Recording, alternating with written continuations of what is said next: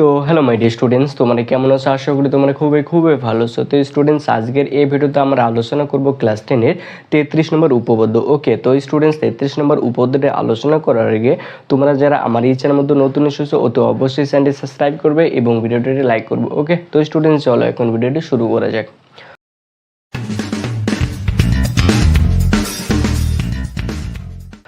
তো স্টুডেন্টস, এখানে যে 33 নম্বর উপপাদ্যটি রয়েছে, 33 নম্বর উপপাদ্যটির ক্ষেত্রে এখানে বলেছে প্রমাণ করি যে ব্যাস নয় এরূপ কোনো জ্যাকে যদি বৃত্তের কেন্দ্র বিন্দুগামী কোনো সরলরেখা সমদ্বিখণ্ডিত করে তাহলে ওই সরলরেখা ওই জ্যায়ের উপর লম্ব হবে, এটা আমাকে প্রমাণ করতে বলেছে। ওকে, তো প্রথমে ছবিটা আঁকিয়ে নিই।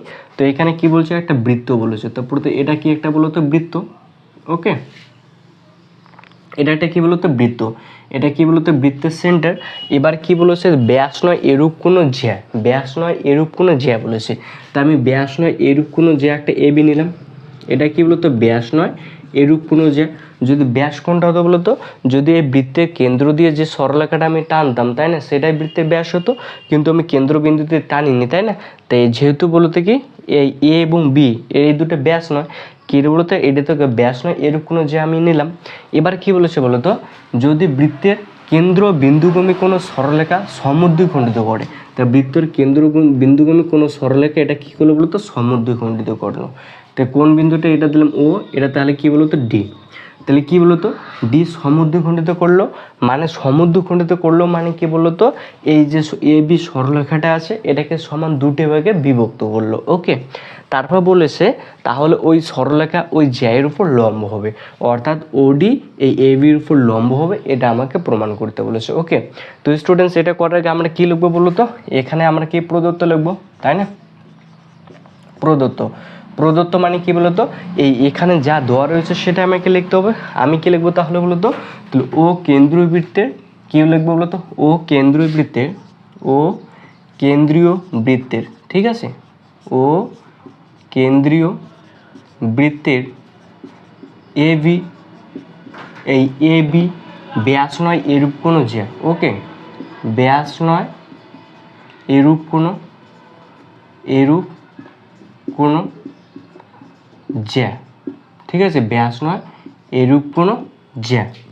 আমি কি লিখলাম বলতো, লিখলাম ও কেন্দ্রীয় বৃত্তের এ বি ব্যাস নয় এরূপ কোনো জ্যা এবং ডি এ বি এর মধ্যবিন্দু, তাই না, ডি এবং কি বলতো ডি এ বি এর মধ্যবিন্দু। কেন লিখলাম বলতো ডি এ বি এর মধ্যবিন্দু, কারণ এখানে বলে দেওয়া রয়েছে সরলরেখাকে সমদ্বিখণ্ডিত করে, মানে কি বলতো সমান দুটি খণ্ডে বিভক্ত করে। তো এটা যদি সম্পূর্ণতে 10 সেমি হয় তাহলে এডি 5 সেমি আর বিডি 5 সেমি, মানে ডি তাহলে মিডিলে আছে, তাহলে ওই জন্য লিখলাম ডি এ বি এর মধ্যবিন্দু, অর্থাৎ কি বলতো, অর্থাৎ কি এডি equal to BD, eddy equal to তাহলে কি হবে বিডি হবে, তাই না, এটাই এখানে বলা রয়েছে। ঠিক আছে, এবার কি লিখবো বলতো, প্রমাণ করতে হবে যে, তাই না, প্রমাণ করতে হবে যে, আমাকে কি প্রমাণ করতে হবে বলতো, এখানে শেষে বলা রয়েছে কি বলতো, তাহলে ওই সরলরেখা ওই জ্যায়ের উপর লম্ব হবে, কোন সরলরেখা, এই ওডি সরলরেখা এ বি জ্যায়ের উপর কি হবে লম্ব হবে, এটা আমাকে প্রমাণ করতে বলেছে। তাহলে প্রমাণ করতে হবে যে কি বলতো,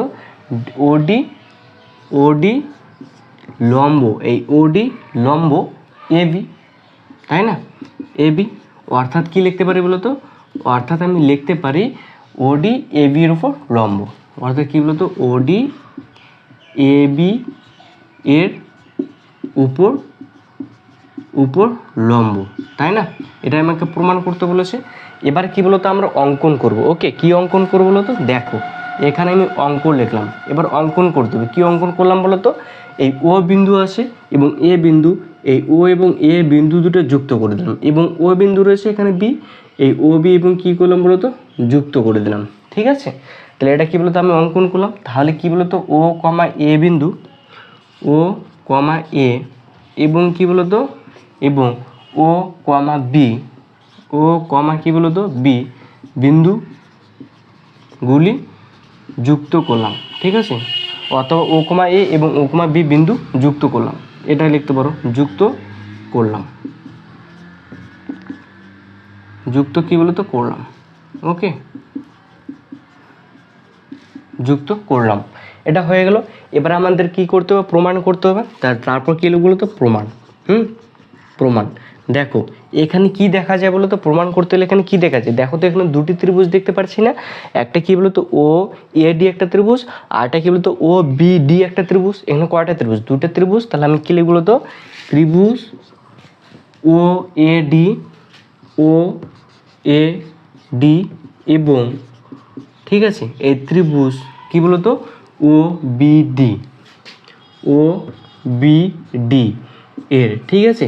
দেখো তো এই ত্রিভুজ দুটোর ক্ষেত্রে তাহলে কি দেখা যায় বলো তো, দেখো তো ও এ এবং ও বি, দেখো তো এই দুটো কি সমান হয় না, কেন হয় সমান বলো তো, কারণ এই দুটো যে রয়েছে এটা ও কেন্দ্রবৃত্তের ও এ এবং ও বি ব্যাসার্ধ, যেহেতু দুটোই একই বৃত্তের ব্যাসার্ধ ওই জন্য এটা আর এটা কি সমান হবে।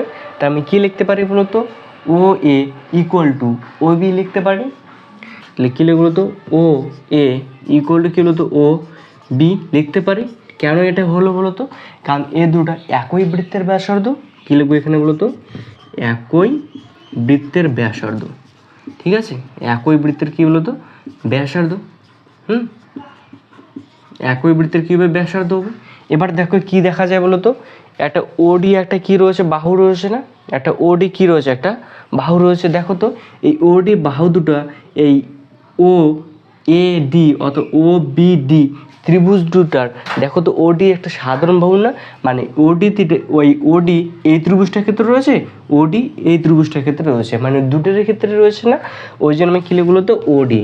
তাহলে ওডি কি বলতো, সাধারণ বাহু। কি বাহু বলতো, সাধারণ বাহু। কেন বলতো, কারণ ওডি দুটোর ক্ষেত্রে রয়েছে ওই জন্য কি লিখলাম, ওডি কি বলতো সাধারণ বাহু, ঠিক আছে। এবার দেখো তো কি দেখা যায়, এই এডি আর বিডি কি বলতো সমান না, কেন সমান বলতো, কারণ ডিটা হচ্ছে এই এ বি এর মধ্যবিন্দু, কারণ এখানে বলে দেওয়া রয়েছে সরলরেখা সমদ্বিখণ্ডিত করে, মানে কি বলতো এই ওডি এ বি জ্যাকে সমদ্বিখণ্ডিত করে, মানে কি বলতো এই এ বি জ্যাকে সমান দুটি খণ্ডে বিভক্ত করে, যেটা এডি এবং বিডি, তাহলে এই দুটো কী হবে, সমান হবে। তা আমি লিখতে পারি কি বলতো এডি ইকুয়াল টু কী লিখতে পারি বলতো বিডি। কেন বলতো, যেহেতু কি বলতো ডি এ বি এর মধ্যবিন্দু, এ বি এর মধ্যবিন্দু,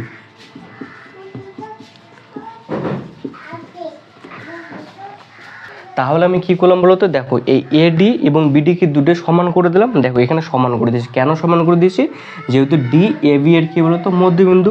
দেখো তাহলে এখানে কি তিনটে বাহুই সমান হলো না, এই ত্রিভুজটার ক্ষেত্রে তিনটে সমান বাহু, এই ত্রিভুজটার ক্ষেত্রে তিনটে বাহুই সমান দেখালাম। তাহলে আমি বলতে পারি এই ও এ ডি ত্রিভুজ এবং ও বি ডি ত্রিভুজ, এই দুটো ত্রিভুজ তাহলে কি হবে, সর্বসম হবে। তবে লিখতে পারি অতএব কি বলতো, ত্রিভুজ ও A D, O A D সর্বসম ত্রিভুজ কি বলতো ও বিডি, ও বিডি, ঠিক আছে। এটা দেখো সর্বসম আমি প্রমাণ করলাম, কি দেখে প্রমাণ করলাম বলতো, এটা একটা সাইড রয়েছে না, সাইড মানে কি বাহু, এটা বাহু, তারপরটা কি বাহু না, মানে কি বলতো সাইড সাইড সাইড, এই শর্তানুসারে কি আমি এটা প্রমাণ করলাম এই ত্রিভুজটা কি বলতো সর্বসম। তাহলে এটা কি বলতো শর্তানুসারে, হ্যাঁ শর্তানুসারে। তাহলে দেখো এই ত্রিভুজটা কী হলো বলতো সর্বসম হয়ে গেল, অবশ্যই আমি বুঝলাম। তাহলে কী বলতো সর্বসম মানে কি বলতো, এই ত্রিভুজটার ক্ষেত্রে কি সমাপতিত হবে, মানে এই ত্রিভুজটা যতগুলি কোণ রয়েছে এবং যতগুলি বাহু রয়েছে সে বাহুগুলো এই ত্রিভুজের সঙ্গে সেই কোণের এবং বাহুগুলো সে সবগুলি কি মিলে যাবে, অর্থাৎ এই ত্রিভুজটাকে দুটো কি সমাপতিত হবে, মানে কি একই হবে, তাই না।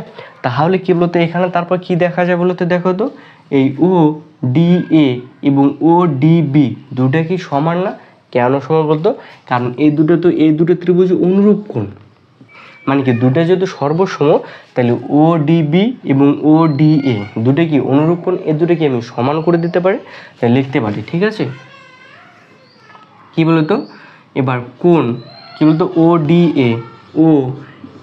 এ ইকুয়াল টু কোণ কি লিখতে পারি ও ডি বি, কেন লিখতে পারি বলতো, কারণ এটা সর্বসম ত্রিভুজের অনুরূপ কোণ। তাহলে এখানে কি লিখবো আমরা বলতো, এখানে লিখবো সর্বসম, ঠিক আছে, সর্বসম ত্রিভুজের ত্রিভুজের অনুরূপ কোণ, ঠিক আছে, কি সর্বসম ত্রিভুজের কী বলতো অনুরূপ কোণ। তাহলে কি এটা সমান হলো না? দেখো এটা যদি সমান যদি হয়, অর্থাৎ এই কোণটা যদি সমান হয়, তাহলে কখন সমান হয় বলো তো? মনে হলো তো যখন এই ওডি বাহুটা এই এবি জ্যার উপর কি দণ্ডায়মান হবে, অর্থাৎ কি সমকোণ হবে, তখনই তো এই দুটো কোণ সমান হবে। তাছাড়া কি সমান হওয়ার পসিবিলিটি আছে? নিশ্চয়ই নেই। তাহলে আমি কী লিখবো বলো তো? যেহেতু কী বলতো এবি ওডির উপর, যেহেতু কী বলতো ওডি এবি জ্যার উপর দণ্ডায়মান, যেহেতু কী বলতো ওডি এবি জ্যায়ের উপর দণ্ডায়মান, এবি জ্যা এর উপর কী বলতো উপর দণ্ডায়মান, ঠিক আছে, দণ্ডায়মান। তাহলে কী বলতো যেহেতু ওডি এবি জ্যায়ের উপর কি দণ্ডায়মান, তাহলে আমি কী লিখতে পারি বলতো? অতএব কী লিখতে পারে? তাহলে ওডিএ কোণ, ওডিএ ইকুয়াল টু কোণ ওবিডি ও ডিবি ডিবি কী বলতো 90 ডিগ্রি বা এক সমকোণ। কত ডিগ্রি বলতো? 90 ডিগ্রি, অথবা কি এক সমকোণ আমি লিখতে পারি। যেহেতু কী বলতো ওডি এবির উপর দণ্ডায়মান রয়েছে, তার মানে কী বলতো ওডিবি ত্রিভুজ, ওডিবি কোণ এবং ওডি এ কোণ এই দুটো কি 90 ডিগ্রি হবে, অর্থাৎ এক সমকোণ হবে। তাহলে এক সমকোণ আমি লিখলাম। যেহেতু ওডি এই কী বলতো এই কোণটা আর এই কোণটা যেহেতু 90 ডিগ্রি রয়েছে, তাহলে ওডি এবির উপর লম্ব, এটা আমাকে বুঝতে হবে। তা আমি কী লিখবো বলতো? অতএব ওডি লম্ব এবি এটা কী বলতো প্রমাণিত। ওকে, তাহলে দেখো তো কত হয়েছে, ঠিক আছে। জাস্ট তোমাদের এতটুকু স্টেপ বুঝতে হবে, তাহলে তোমাদের উপপাদ্যটা করতে পারবে। ওকে, জাস্ট তোমার ছবিটাকে ভালো করে আঁকবে এবং বুঝবে প্রথমে কি বলা রয়েছে, সেটা তোমরা যদি ভালো করে দেখো তাহলে অবশ্যই এটা কিন্তু একদম ইজি। ওকে, তো স্টুডেন্টস আশা করি তোমরা অবশ্যই উপপাদ্যটা বুঝতে পেরেছো। তো তোমাদের ভালো লাগে অবশ্যই লাইক করবে এবং ভিডিওটা অনেক শেয়ার করে দেবে। ওকে, তো স্টুডেন্টস আজকের ভিডিও এখানে শেষ করছি, দেখা হবে নেক্সট কোনো ভিডিওতে। ততক্ষণ ভালো থাকবেন, সুস্থ থাকবেন, গুড বাই।